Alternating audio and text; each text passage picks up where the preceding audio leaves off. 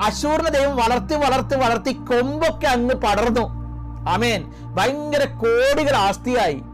ദേശം മുഴുവൻ അങ്ങ് ഭരിക്കാൻ തുടങ്ങിയപ്പോൾ അശൂറിന് തോന്നി, ഞാൻ തന്നെ ദൈവം, ഞാൻ തന്നെ രാജാവ്.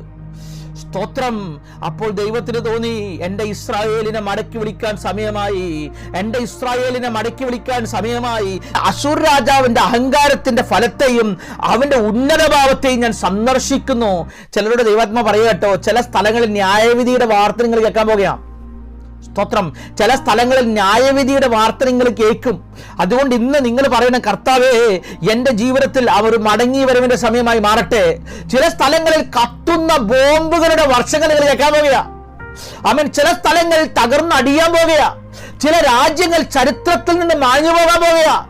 ഓ സ്തോത്രം. ചില വ്യക്തികൾ ഓർമ്മയാകാൻ പോകുക. എൻ്റെ ക്രോധത്തിന്റെ വടി ചിലതിനെയൊക്കെ തകർത്ത് കളയുമ്പോൾ പ്രാർത്ഥിക്കുന്ന ദൈവവൈതലേ, ദൈവാത്മാവ് നിന്നോട് ദൂത് പറയുന്നു, സ്തോത്രം, നിന്നെ ഞാനൊന്ന് ഉയർത്താൻ പോകുന്നു. ആമേൻ. സ്തോത്രം. എന്നെ വിട്ട് അകന്ന നിന്നെ ദൈവം അടുപ്പിക്കുന്ന വർഷമാണ് ഈ വർഷം. 2025 ഉണ്ടല്ലോ, നിന്റെ അനുഗ്രഹത്തിന്റെ വർഷമാണെന്ന് വിശ്വസിച്ചോണം കേട്ടോ.